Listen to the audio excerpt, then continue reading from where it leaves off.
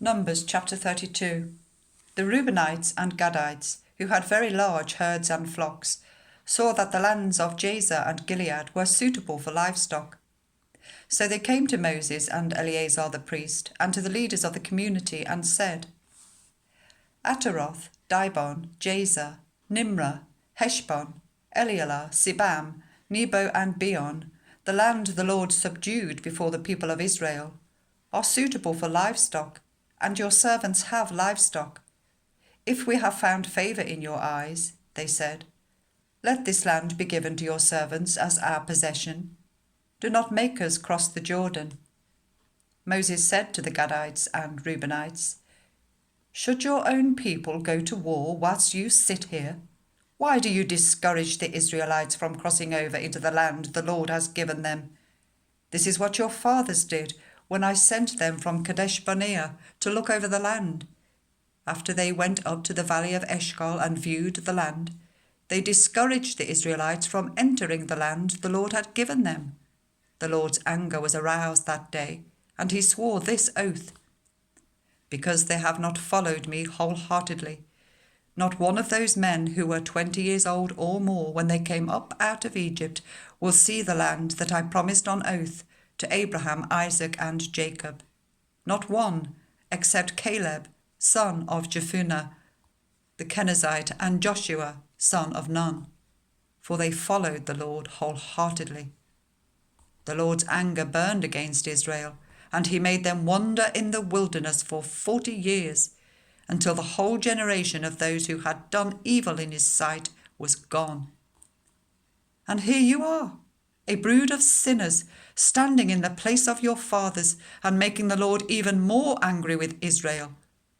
If you turn away from following him, he will again leave all this people in the wilderness, and you will be the cause of their destruction. Then they came up to him and said, we would like to build pens here for our livestock and cities for our women and children. But we will arm ourselves for battle and go ahead of the Israelites until we have brought them to their place. Meanwhile, our women and children will live in fortified cities for protection from the inhabitants of the land. We will not return to our homes until all the Israelites have received their inheritance.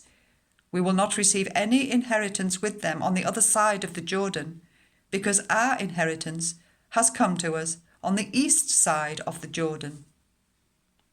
Then Moses said to them, if you will do this, if you will arm yourselves before the Lord for battle, and if all of you who are armed cross over the Jordan before the Lord until he has driven his enemies out before him, then when the land is subdued before the Lord, you may return and be free from your obligation to the Lord and to Israel, and this land will be your possession before the Lord. But if you fail to do this, you will be sinning against the Lord, and you may be sure that your sin will find you out.